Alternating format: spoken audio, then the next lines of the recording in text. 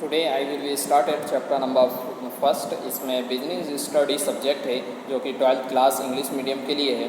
इसमें how many difference between को relation and cooperation आज इस वीडियो में लास्ट तक समझेंगे और इसी वीडियो में बने रहें और देखिए कि क्या होता है इसका मीनिंग और क्या डिफरेंस इन दोनों में है। तो ये ही काफ़ी अच्छे से इस वीडियो में क्लियर किया गया है। यदि आप देखते हैं तो आपको बहुत सारी चीज़ें क्लियर होंगी और कॉन्सेप्ट की क्लियरिटी भी आपको होगी। तो फर्स्ट में हमें क्या करना है, बेसिक जो डिफरेंस है उसको देखना है। सेकंड में कोरिलेशन, सेकंड में कोऑर्डिनेशन और थर्ड में कोऑपरेशन को समझना है। तो फर्स्ट में इसमें जो पहला पॉइंट है वो होगा मीनिंग। मीनिंग क्या होता है? It is the ordinary management और ऑर्गेनाइजमेंट ऑफ अ ग्रुप एफर्ट, यानी हमारे जो ग्रुप के एफर्ट हैं, unity action and achieve the common objective. तो आपको कुछ समझ नहीं आएगा, मैं बताता हूँ आपको क्या मतलब है इसका। जैसे ये कि आपके एक कंपनी है, क्या है ये कंपनी, इसमें बहुत से एम्प्लॉय काम करते हैं। कोई जो रॉ मटेरियल है उसको इकट्ठा करने का काम करता है, वर्क कंप्लीट करता है, उसे क्या कहेंगे? एम्प्लॉय कहेंगे। तो ये एक एम्प्लॉय है ना, एक एम्प्लॉय ये है और एक ये है। तो ये सारे ही इनमें आपस में क्या होती है, इन दोनों में बनती नहीं है आपस में, यानी लड़ाई झगड़ा करते रहते हैं। इन दोनों की आपस में बनती नहीं है, लड़ाई झगड़ा करते रहते हैं। तो इस तरीके से क्या कंपनी हमारी काम करेगी? नहीं कर पाएगी। इनके बीच में क्या होना चाहिए? कोऑर्डिनेशन होना चाहिए। कोऑर्डिनेशन का मतलब आपस में तालमेल होना चाहिए, आपस में अच्छा व्यवहार, उनका बिहेव जो है वो अच्छा होना चाहिए ताकि मिलजुल कर काम कर सकें। मिलजुल कर काम करना, तालमेल बिठाना और अच्छे ढंग से मैनेजमेंट का वर्क करना ही क्या कहलाता है? कोऑर्डिनेशन कहलाता है। आपको इस एग्जाम्पल के थ्रू काफ़ी अच्छे से क्लियर हुआ होगा कि क्या होता है ये कोऑर्डिनेशन, यानी आपस में ये जो व्यक्ति हैं, जो ये यहाँ पे पर्सन है, एम्प्लॉय हैं, जो कंपनी में वर्क करते हैं, वो आपस में यदि लड़ते रहेंगे, जैसे ए, बी और सी, ये तीनों ही आपस में यदि लड़ते रहेंगे तो काम नहीं होगा, बल्कि एक दूसरे से क्या होना चाहिए? तालमेल होना चाहिए, रिलेशन होना चाहिए। इसी को क्या कहते हैं? कोऑर्डिनेशन कहते हैं। ताकि जो कॉमन फैक्टर है और जो यूनिटी है, उसके एक्शन से हम अपने जो अचीवमेंट हैं उन्हें अचीव किया जा सके। यानी हमारे अचीवमेंट क्या है? ज़्यादा से ज़्यादा, अधिक से अधिक, यानी हमें अर्निंग करना है। क्या करना है? रुपए की अर्निंग करना है। और इस अर्निंग करने के लिए हमें ए को बी से क्या होना चाहिए? अच्छा रिलेशन होना चाहिए। बी का सी से भी रिलेशन अच्छा होना चाहिए, है ना। सी से डी का, ए का, इन सब का रिलेशन आपस में अच्छा होना चाहिए। तालमेल बिठा के कोऑर्डिनेशन कहलाता है।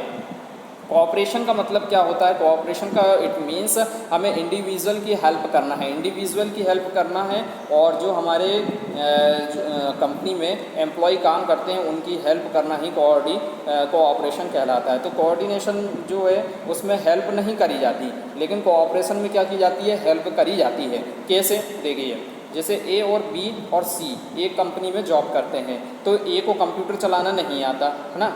बी को क्या है? ठीक ढंग से मोबाइल चलाना नहीं आता। समझ लीजिए पुराना है, 50-60 साल के जो होते हैं बुजुर्ग लोग, उन्हें 50 साल के यानी 60 में रिटायर होते हैं, तो 50 साल के हैं वो, उन्हें मोबाइल चलाना नहीं आता। और ए जो है उनको कंप्यूटर चलाना नहीं आता, ठीक है। और जो सी हैं उन्हें गाड़ी चलाना नहीं आता, यानी बाइक राइडिंग उनको नहीं आती है। तो ये तीनों ही क्या कर सकते हैं? एक दूसरे की हेल्प कर सकते हैं। कैसे कर सकते हैं? कि जिसे कंप्यूटर चलाना नहीं आता तो उसे कंप्यूटर चलाना बता सकते हैं कि ऐसे ऐसे करना है ना।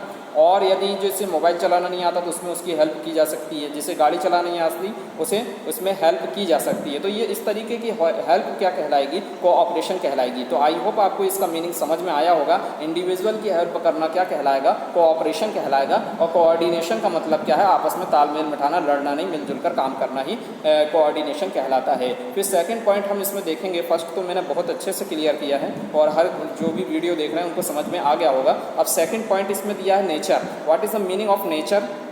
नेचर जो होता है प्रकृति, हिंदी में जैसे कहते हैं, जो crops of a due deliberate effort of manager, यानी जितने भी क्रॉप्स हैं, जो भी हमारा क्रॉप्स बन रहे हैं, उन सब में हमें एफर्ट लगाना। और इसमें क्या है? सेकंड वाले में जो कोऑपरेशन है, इसमें वेरियल effort of group member.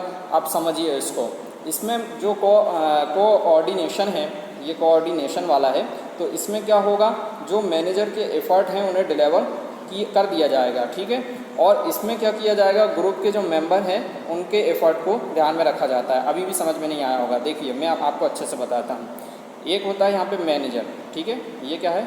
Manager. इसमें मैनेजर के एफर्ट को ज़्यादा देखा जा रहा है। और इसमें जो ग्रुप के जो मेंबर हैं ना, जैसे मैंने कंपनी में बताया था ए, है ना, इसमें बताया था मैंने बी, इसमें बताया था मैंने सी, तो इनके एफर्ट को ज़्यादा माना जाता है। यानी इसमें मैनेजर की चलती है, मैनेजर का ज़्यादा वो माना जाता है। और इसमें किसकी मानी जाएगी? ए एम्प्लॉय, बी एम्प्लॉय, सी एम्प्लॉय। एम्प्लॉय यानी कर्मचारी जो उसमें वर्क करते हैं कंपनी में, इनकी जो ग्रुप मेंबर हैं इनको ज़्यादा माना जाता है क्रॉप्स में। अब सेकंड होने के बाद थर्ड पॉइंट मैं आपको समझाता हूँ। जैसे कि थर्ड पॉइंट में इसमें दिया है, थोड़ा सा स्क्रॉल करना पड़ेगा ताकि आपको अच्छे तरीके से नज़र आ जाए। तो सेकंड के यानी फर्स्ट पॉइंट हमने मीनिंग वाला पढ़ा, सेकंड पॉइंट हमने कौन सा पढ़ा? नेचर वाला पढ़ा। और नेचर के बाद हमको पढ़ना है रिलेशन, क्या होते हैं रिलेशन, और ये रिलेशन के बारे में हमें समझना है। तो इससे पहले भी मैंने आपको एग्जांपल के थ्रू बताया है कि रिलेशन क्या होते हैं, आपको काफ़ी अच्छे से क्लियर हो गया होगा। और अब मैं आपको एक बार और बता देता हूँ रिलेशन क्या है। तो कोऑपरेशन और कोऑर्डिनेशन का मीनिंग समझने के बाद नेचर समझा, नेचर के बाद हमने रिलेशन को समझ रहे हैं। तो रिलेशन में ये दिया है, take place out of formal and informal relation both in needed when group member work together for a common activity. क्या मतलब हुआ? मतलब ये हुआ कि एक फॉर्मल रिलेशनशिप होती है और एक इनफॉर्मल रिलेशनशिप होती है। इन दोनों में क्या होना चाहिए? तालमेल होना चाहिए, ताकि जो हमारे कॉमन एडजेक्टिव्स हैं उनको पाया जा सके। अब ये आपको समझ में नहीं आया होगा, मैं एक एग्जांपल के थ्रू आपको बहुत ही अच्छे से समझाता हूँ कि इसको एग्जांपल के थ्रू अच्छे से क्लियर होगा।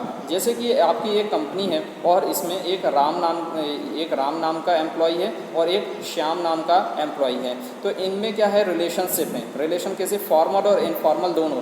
फॉर्मल क्या होते हैं और इनफॉर्मल क्या होती हैं, इन दोनों को भी हम समझेंगे।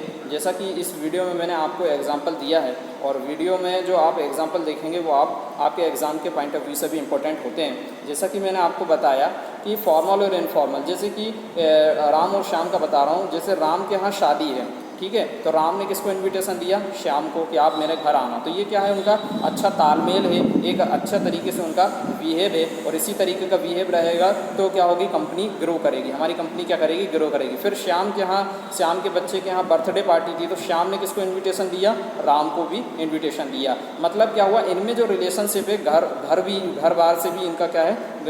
काफ़ी अच्छा रिलेशनशिप है, इनका बिहेव अच्छा है, एक दूसरे को सुख दुख में साथ देते हैं। तो इसी को क्या कहा जाएगा?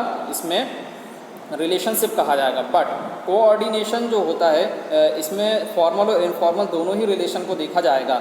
लेकिन इसमें जैसे कि मैंने आपको बताया शादी वगैरह में जाना, तो ये क्या हो जाएंगे? इनफॉर्मल हो जाएंगे। शादी वगैरह में जा रहे हैं तो ये क्या होगा? इनफॉर्मल हो गए। अब यदि फॉर्मल के बारे में मैं बात करूं, फॉर्मल जैसे कि इनफॉर्मल के बारे में, तो यहाँ पे दिया है टेक प्लेस आउट आ इनफॉर्मल रिलेशन। तो इसमें इनफॉर्मल रिलेशन को ज़्यादा इम्पोर्टेंस दी जाती है। तो इसमें देखिए, आप फॉर्मल भी लिखना और इनफॉर्मल भी लिखना, दोनों चीज़ें रहती हैं। इसमें केवल क्या रहता है? इनफॉर्मल रिलेशनशिप रहती है। केवल इसमें क्या होगी? इनफॉर्मल रिलेशनशिप पाई जाएगी, और इसमें फॉर्मल और इनफॉर्मल दोनों ही रिलेशनशिप पाई जाएगी, अच्छे से रिलेशन होते हैं। तो दोनों में अंतर क्या हो गया? इसमें दो चीज़ होती हैं और इसमें कितनी होती है? ओनली वन रिलेशन होता है। ये इनमें क्या हो गया? डिफरेंस हो गया। अब नेक्स्ट हम इसमें देखते हैं, जैसा कि इसमें नीचे आप देखेंगे स्क्रॉल करने के बाद क्या अगला है। तो अगला मैं बताता हूँ नीड। नीड क्या होता है? ज़रूरत। क्या ज़रूरत है इनकी? नीड, है ना। तो it is a need when group member work together a common objective. यदि को रिलेशन रहेगा, आपस में कोऑर्डिनेशन रहेगा, आपस में ए का बी से अच्छा रिलेशन होगा, तो ये दोनों ही कंपनी को क्या करेंगे? ग्रो करेंगे। और कंपनी का जो एग्जेक्टिव है, यानी जो इसका एम है, जो उसके मकसद से बनाई गई है, ज़्यादा से ज़्यादा रुपये अर्जित करने के, पैसा ज़्यादा से ज़्यादा अर्न करने का, तो उस मकसद में, उस एग्जेक्टिव में वो पूरा हो पाएगा। ठीक है, तो ये उसकी नीड है। नीड यानी इसकी ज़रूरत है। यदि कोऑर्डिनेशन अच्छे से होगा तो ये इसकी ज़रूरत है। क्या ज़रूरत है? कि हमारी कंपनी ग्रो हो पाएगी, इसलिए। अब नेक्स्ट हम इसमें दिया है, जैसा कि it is a place of formal either arise due are for a people from together, यानी कि इसकी क्या होंगी? अलग अलग टाइप की जो विलगिनेस हैं वो क्या होंगी? एराइज होंगी। किस में होंगी? जो नीड है, इस वाले पॉइंट में आपको ये वाला लिख कर आना है। फिर नेक्स्ट इसमें जैसे कि आपको समझ में नहीं आया हो तो आप वीडियो को पीछे ले जाके 2-3 बार सुनेंगे तो काफ़ी अच्छे से समझ में आ जाएगा। अब इसमें जो लास्ट वाला पॉइंट है एम्स वाला, क्या होते हैं एम्स? एम्स का मतलब है जिस एम्स के लिए, जैसे आप इस वीडियो को क्यों देख रहे हैं? ताकि ये क्वेश्चन हमें अच्छे तरीके से समझ में आ जाए, और जब ये एग्ज़ाम में आएगा तो हम इसको काफ़ी अच्छे से लिख पाएँ। यह आपका क्या है? एडजेक्टिव है। ठीक इसी तरीके से आप बिजनेस में भी एडजेक्टिव होते हैं, उनके एम्स होते हैं। क्या होते हैं?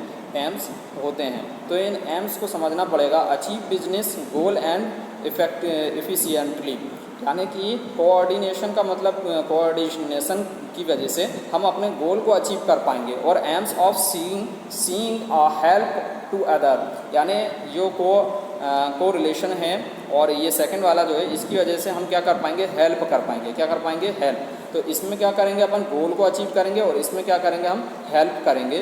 जैसे एक जो एम्प्लॉय है वो दूसरे एम्प्लॉय की क्या कर देता है? हेल्प कर देता है। तो ये सारी चीज़ें इनमें डिफरेंस है। तो हमने सारे ही डिफरेंस बहुत अच्छे से समझे हैं। जैसे कि मैं एक बार रिवीजन के लिए आपको मीनिंग बता दूं। कोऑर्डिनेशन का मतलब क्या है? तालमेल बैठाना। और कोऑपरेशन का मतलब क्या हो जाएगा?